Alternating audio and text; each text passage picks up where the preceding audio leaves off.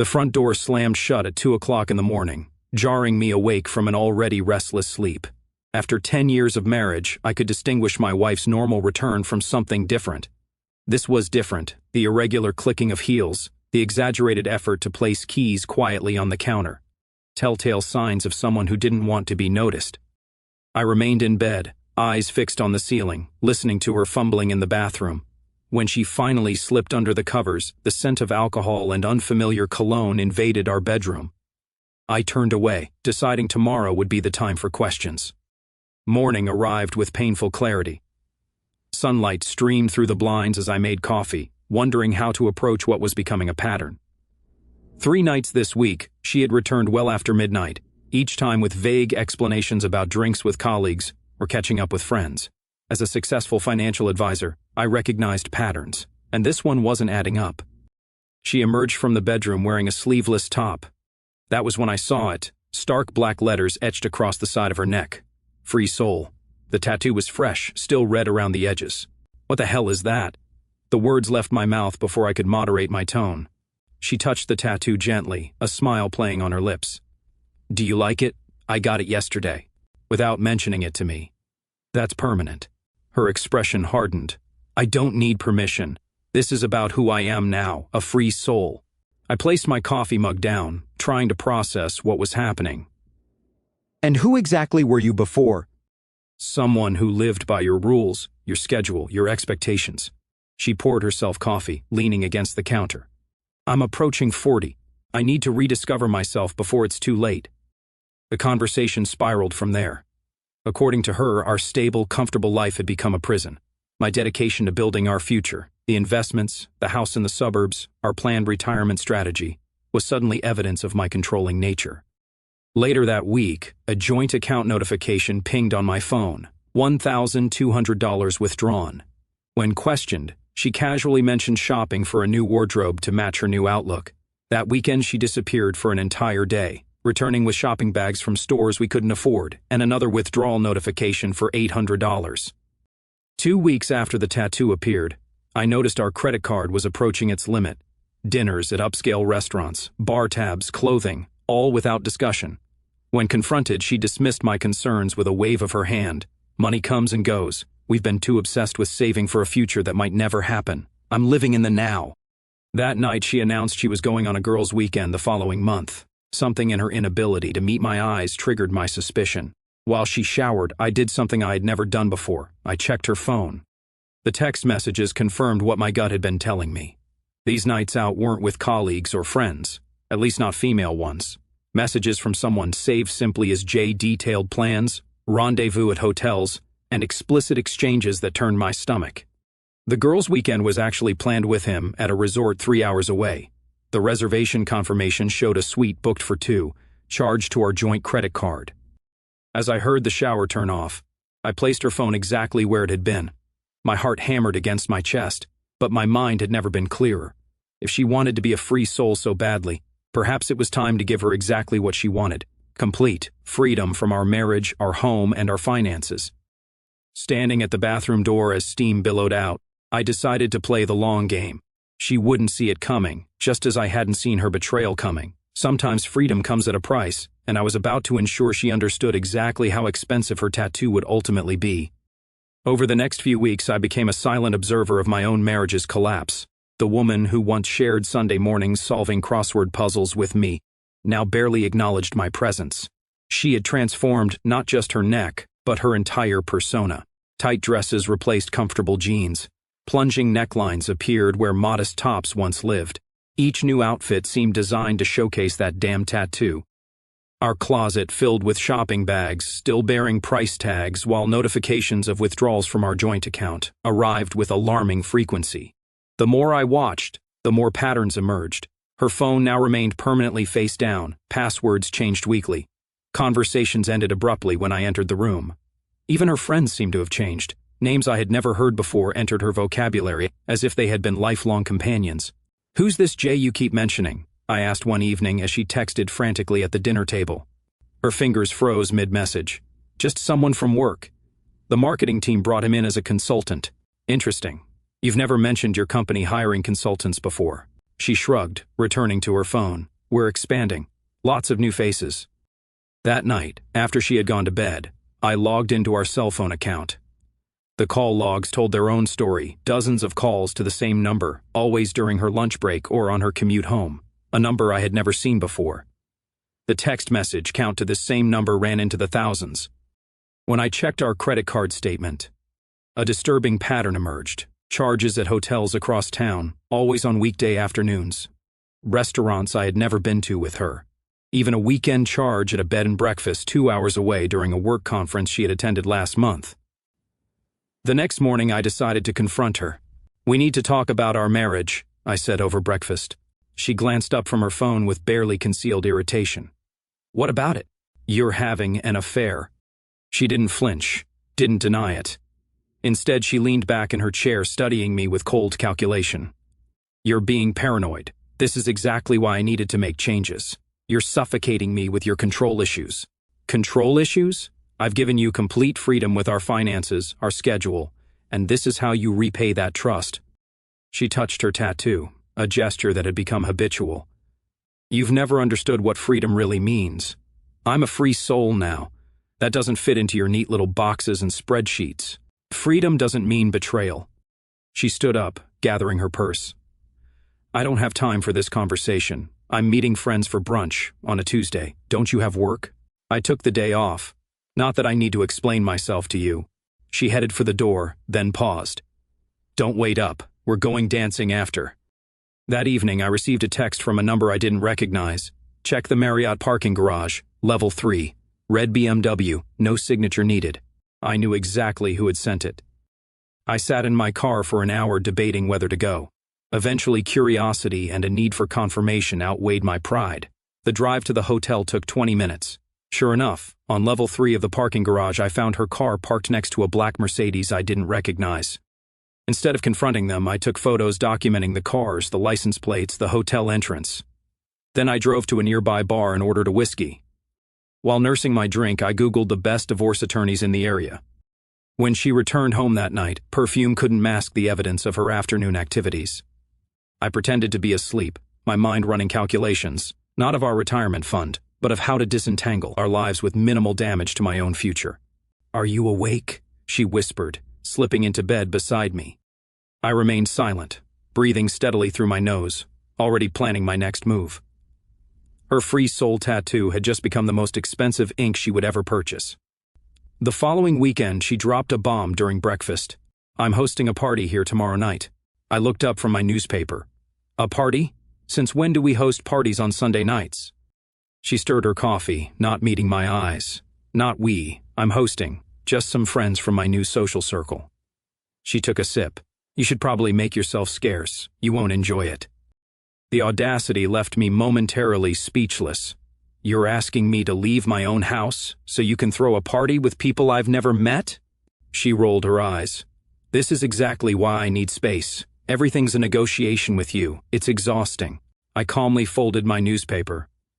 "Fine, have your party. I'll be upstairs in my office." Her surprise at my easy agreement was visible. She had clearly expected a fight, which told me all I needed to know about her intentions for this gathering. Sunday evening arrived with a parade of strangers filing through our front door. Music vibrated through the floorboards as I sat in my office reviewing our financial statements. By midnight, the noise had reached intolerable levels. I ventured downstairs to find our living room transformed into something resembling a nightclub. Our furniture had been pushed against the walls. Bottles of expensive liquor, purchased with our joint funds, no doubt, littered every surface. In the center of it all stood my wife, dancing intimately with a tall man I immediately recognized as the owner of the black Mercedes. I observed unnoticed from the stairwell until someone spilled red wine on our white carpet, the one we had saved for months to purchase. That was my breaking point. I cut the music and turned on the lights. "Party's over. Everyone out." The room fell silent. My wife pushed through the crowd, face flushed with alcohol and anger. "What the hell do you think you're doing?" "Protecting what's left of our home. Everyone needs to leave, now." Her friends shuffled awkwardly toward the exit. Only the Mercedes man remained, standing possessively behind her. "You should introduce us," I said, maintaining perfect composure. "Since you've been spending so much time together." She crossed her arms. "This is ridiculous. You're embarrassing me. I'm embarrassing you? That's rich. Mercedes man finally spoke. Look, man, this is between you two. I'll head out.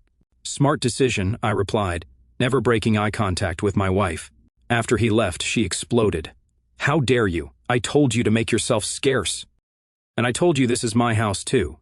A house I pay for, by the way. I gestured to the destruction around us. Look at this place. The carpet alone will cost hundreds to clean. It's just stuff. God, you're so materialistic. I laughed without humor. Materialistic? That's an interesting accusation from someone who spent nearly $5,000 on clothes in the past month. Her eyes widened. You're tracking my spending now? I'm tracking our spending. There's a difference. Or have you forgotten that we share finances? She stormed toward the stairs, turning back only to spit. This is why I need to be free from you. You count every penny, every minute I'm away. It's pathological. What's pathological is treating your spouse like an ATM while sleeping with someone else. She froze. You don't know what you're talking about. Room 512 at the Marriott, 3 times last week. The bed and breakfast in Vermont last month. Should I continue? The color drained from her face. You've been following me. I didn't have to. The credit card statements tell quite a story. She recovered quickly, her shock replaced by defiance. Fine. Yes, I've been seeing someone. I was going to tell you eventually. How considerate. Our marriage has been dead for years. You're just too obsessed with your precious financial plans to notice. I approached slowly, keeping my voice level. I've noticed everything. The lies, the money disappearing, the late nights. And you know what? I've made some plans of my own. Something in my tone must have registered. For the first time, uncertainty flickered across her face. What does that mean? I smiled. It means the free soul is about to learn about the free market. Nothing comes without cost. Not that tattoo, not those hotel rooms, and certainly not betraying someone who trusted you with everything. That night I slept in the guest room. The sound of her frantically making phone calls drifted through the walls. The next morning, before leaving for work, I checked our joint account, another $1,200 withdrawn. But this time, instead of anger, I felt certainty. The account notifications had revealed a recurring pattern of withdrawals every Monday morning. Combined with snippets of conversation I had overheard, I was certain she and her lover were planning a getaway the following weekend, the girls' trip she had mentioned weeks ago. Perfect timing for what I had in mind. I called my lawyer from the car. It's time to execute the plan. She'll be gone this weekend. We'll have 48 hours. The week leading up to her girls' trip became my strategic planning phase. While she packed bikinis and summer dresses, I scheduled appointments with lawyers, banks, and real estate agents. Every night after she fell asleep, I worked methodically in my home office, preparing for what would become known in my mind as Operation Freedom. First meeting, a top divorce attorney downtown. I brought financial records, text message screenshots, and hotel receipts. The attorney, a stern woman with 20 years of experience, reviewed everything with clinical precision. Infidelity is clearly established, she said, organizing documents into folders.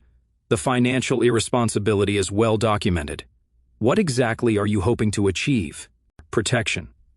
I want what's fair, to keep what I earned and built while she was destroying our marriage. She nodded approvingly. Given these circumstances, we can file for divorce citing adultery and financial misconduct. You'll want to secure your assets immediately. Is there anything else I should know? I explained about the upcoming trip. She leaves Friday, returns Sunday night. Perfect timing. I'll have the paperwork ready Thursday. She leaned forward. But understand, once you start this, there's no turning back. Are you prepared for that? I had never been more certain of anything. Absolutely. Next stop, the bank. I sat with a financial advisor who helped me create a new individual account at a different institution. Together, we calculated exactly what portion of our savings had been contributed by me, tracked monthly deposits from my salary, and documented my wife's excessive withdrawals. I'll transfer my portion Friday morning, I explained. Not a penny more. The joint account will remain open with her half untouched. The advisor seemed concerned. This is unusual. Most people in divorces empty accounts entirely. I'm not most people. I want this done legally and fairly. My third meeting was with a real estate agent to secure a furnished apartment with a 6-month lease. I chose a modern building across town, paid the security deposit from my personal savings, and arranged for movers to transport my essential belongings Saturday morning. Throughout this process, my wife remained oblivious, too absorbed in her affair and upcoming trip to notice the subtle changes. If she wondered why I had suddenly stopped confronting her about late nights or financial withdrawals, she didn't question it. My apparent surrender must have seemed like victory to her. Thursday night, I finalized my checklist while she packed upstairs. 1. Divorce papers filed with the court, ready for service upon her return. 2. New apartment lease signed and keys obtained. 3. Movers scheduled for Saturday. 4. Locksmith booked for Saturday afternoon. 5. Letters prepared for delivery to her. 1 explaining my actions, 1 from my attorney. 6. Half of our joint savings calculated to the penny, ready for transfer. 7. Credit card companies notified about removing me from joint accounts. 8. Mail forwarding set up to my new address. That night, she came to bed late, reeking of alcohol. I pretended to sleep as she tossed her phone on the nightstand. Once her breathing steadied into sleep, I carefully checked her messages. The final confirmation of their weekend plans was there, along with hotel reservations at a beachfront resort paid for with our joint credit card. Friday morning arrived with a cheerful breakfast tableau. I made her favorite omelet, poured fresh orange juice, and acted completely normal. She seemed almost disappointed by my pleasant demeanor, perhaps expecting the sullen resentment I had shown previously. "You seem happy," she remarked suspiciously. I smiled, just looking forward to a quiet weekend. Sometimes space is good for both people. She studied me, perhaps wondering if I had discovered her true plans, then quickly dismissed the thought. "Well, the girls and I will probably drink too much and gossip. Nothing exciting." "Have fun," I said, helping her load her suitcase into her car. "Drive safely." As she pulled away, I stood in the driveway, waving. The moment her car turned the corner, I pulled out my phone and made the first call. "She's gone. Let's begin." My attorney's voice was steady. "Remember, everything by the book. No emotion-driven decisions. Understood? It's not about revenge, it's about justice." After hanging up, I walked back into our house, soon to be just hers, and surveyed the space we had shared for years. Memories filled every corner, but they no longer held power over me. The moment she decided our vows meant nothing, this house had become just another asset to divide. I opened my laptop and initiated the first bank transfer. As the confirmation appeared on screen, something shifted inside me, not grief or anger, but liberation. She wanted to be a free soul. Well, I was about to be much freer than she had ever imagined. The weekend unfolded with military precision. Within an hour of her departure, I executed the first phase financial separation. I transferred exactly 50% of our joint savings into my new account, calculated down to the last dollar, accounting for her recent withdrawals. I left her portion untouched, even though legally I could have claimed more given her misuse of our funds. By noon, I had contacted all credit card companies, removing myself as an authorized user on joint cards and closing accounts where I was the primary holder. I sent emails to our utility companies, insurance providers, and subscription services, changing contact information and payment methods for my portion of our shared expenses. The satisfaction I felt wasn't from hurting her, but from reclaiming control over my life. Each signature, each confirmation email, represented another link in the chain of our marriage being methodically severed.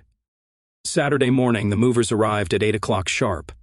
I had already packed my essentials, clothes, personal items, family heirlooms that had been mine before marriage. I took only what was undisputedly mine, carefully avoiding anything purchased jointly or gifted to her. In the home office, I collected important documents, backing up shared financial records onto a secure drive for my attorney. As the movers loaded the last box, I walked through each room, taking photos to document the condition of the house and remaining possessions. These would protect me from potential claims of property damage or theft later. The house felt foreign now, as if the walls themselves had witnessed the betrayal and were complicit in her deception. The locksmith arrived promptly at noon. While he changed the locks, I wrote a detailed letter explaining where she could find her new keys with her mother, whom I had already contacted to ensure she would be available. The letter also included information about the divorce filing and contact details from my attorney. My tone remained businesslike and matter-of-fact, devoid of accusations or emotional appeals. By 3 o'clock, I stood in my new apartment, as movers arranged furniture.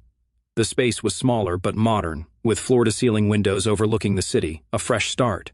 I had chosen it specifically for its security features, gated entrance, doorman, security cameras, anticipating potential confrontations when she discovered what had happened. That evening, I met with my attorney to review final preparations. The divorce papers had been filed Friday morning, with copies prepared for service upon her return. We discussed potential reactions and legal responses to any countermove she might attempt. "She'll likely claim abandonment," my attorney warned. "The documentation proves otherwise," I replied. "She abandoned our marriage long before I left the house." Sunday morning, I arranged for the letters to be delivered to our house at precisely 6 o'clock, an hour before her expected return. The timeline was calculated to give her time to process the information before attempting to contact me, reducing the chance of an emotional ambush. Throughout the day, I methodically tied up loose ends, updated my address with the post office, my employer, and various subscriptions, called my parents to explain the situation briefly, then a few close friends who deserved to hear the news from me rather than through gossip. Their support was unanimous, many admitting they had suspected something was wrong but hadn't wanted to interfere. At 5 o'clock, I received confirmation that the letters had been delivered. At 5:30, I turned my phone to silent and placed it in a drawer. Whatever rage erupted when she returned home would not disturb my first peaceful evening in months. I poured myself a glass of whiskey and stood at the window, watching the city transition from day to night. My reflection in the glass showed someone I had barely recognized in recent months, a man who had finally chosen self-respect over hollow comfort, decisive action over passive acceptance. At precisely 7:12, my phone began vibrating incessantly in the drawer. I could picture her arriving home, finding the letter, trying the key that no longer worked, calling her mother to collect the new one, and finally comprehending the full extent of what had transpired in her absence. The calls continued for hours, punctuated by text messages that grew increasingly desperate and angry. I read none of them that night, focusing instead on preparing for the week ahead, my first as a single man in over a decade. Before going to bed, I sent a single text to my attorney. Phase 1 complete. Proceed as planned. Then I turned off my phone completely and slept soundly for the first time in months. Monday morning dawned clear and bright. I woke early, went for a run around my new neighborhood, and prepared for work with a strange lightness in my movements. As I left the apartment, I finally turned my phone back on, bracing for the onslaught. 57 missed calls, 34 voicemails, over 100 text messages. I ignored them all and dialed my attorney. "She's been served," came the confirmation. "We're fully in motion now." "Good," I replied, stepping into the morning sunshine. "Let's finish what she started." The storm broke Tuesday morning. I was in a meeting when security called to inform me she was in the lobby demanding to see me. I calmly excused myself and met her in a conference room, maintaining professional composure despite her obvious distress. Her appearance shocked me. The confident woman with the provocative tattoo had been replaced by someone wild-eyed and disheveled. She had clearly come straight from the resort, still wearing summer clothes despite the cool weather, her hair tangled from what I assumed was a rushed drive back. "What the hell do you think you're doing?" she hissed the moment I closed the door. I sat across from her, keeping the conference table between us. Exactly what my letter explained. "We're getting divorced. You changed the locks. You took your things. You can't just—" "I can, and I did. The house is still yours to use. Your belongings are untouched. Your portion of our savings remains in the joint account." She slammed her hand on the table. "This is insane. You can't blindside me like this." "Blindside you?" I allowed myself a small, incredulous laugh. "The way you blindsided me with your affair? Or was I supposed to wait until you had spent every penny we had on hotel rooms with your boyfriend?" Her face flushed. "That's what this is about. You're punishing me for one mistake." One mistake repeated dozens of times, documented on credit card statements, hotel receipts, and text messages, all of which my attorney has copies of. The mention of evidence stopped her momentarily. "You went through my phone? That's invasion of privacy." Privacy ended when fidelity did. "But that's for the courts to decide now." She switched tactics, her voice softening. "Look, we can work this out. Couples therapy, a fresh start. We have history together. History you were willing to throw away for a tattoo and an affair. The free soul wanted freedom. I simply granted your wish." Her eyes narrowed at my reference to the tattoo. "This isn't about the tattoo. No, it's about what the tattoo represents. Your unilateral decision to change the terms of our marriage without discussion. The moment you decided you were a free soul, our partnership ended." The conversation deteriorated from there. Threats gave way to tears. then back to anger. I remained calm throughout, refusing to engage with emotional manipulation. "The divorce papers explain everything," I said finally, standing to end the conversation. "I've been more than fair with assets. You'll keep the house until it sells, then we split the proceeds. Your half of our savings remains untouched. The only thing I've taken is my freedom, which apparently you value so highly." Security escorted her from the building. I returned to my meeting, apologizing for the interruption. My colleagues' curious glances were met with professional discretion. They didn't need to know my personal business. That evening, the calls from her family began. Her mother, surprisingly, was understanding. "She told me about the affair," she admitted quietly. "I raised her better than this." Her sister was less gracious, accusing me of cruelty and overreaction. I listened patiently, then explained my position once. "I'm not discussing this further. It's between your sister and my attorney now." The next week brought predictable developments. She hired her own lawyer, who contacted mine with demands that bordered on delusional: full ownership of the house, alimony, even access to my retirement accounts.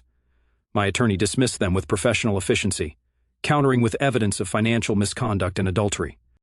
During this time, I maintained complete radio silence with her. Every communication went through proper legal channels. This wasn't pettiness, it was self-preservation. Each attempt at direct contact was documented and added to our case file. 3 weeks after her return, we faced each other across a mediation table. The evidence against her was substantial enough that her attorney had advised settlement rather than court. To my surprise, she agreed to mediation terms quickly. Perhaps reality had finally set in. As we signed preliminary agreements, she looked at me directly for the first time since that day in my office. "Was any of it worth it to you, all those years?" I considered the question carefully. They were, until they weren't. "You made your choice. I made mine." She touched her tattoo reflexively. "I never meant for this to happen." "I believe you, but intentions don't erase consequences." After the meeting, as I walked to my car, she called after me. "I'm selling the house. Too many memories." I nodded acknowledgement. "That's your decision now. Your freedom cost me everything," she said, a final attempt at making me shoulder blame. I turned to face her one last time. "No. Your freedom cost you everything. Mine was simply the price I was willing to pay to respect myself." 6 months later, the divorce was finalized. I received notification while having dinner with friends at a new restaurant downtown. As I signed the electronic acknowledgement on my phone, one friend raised a glass to new beginnings. I smiled and raised my glass in return. Across the restaurant, I caught sight of a woman with dark hair and intelligent eyes watching our celebration with curious interest. She smiled when our eyes met. I smiled back, then returned to the conversation at my table. There would be time for new connections later. For now, I was enjoying the most valuable thing I had gained from this ordeal: the freedom to choose my own path forward without deception or betrayal. The free soul tattoo had indeed delivered freedom, just not in the way my ex-wife had intended.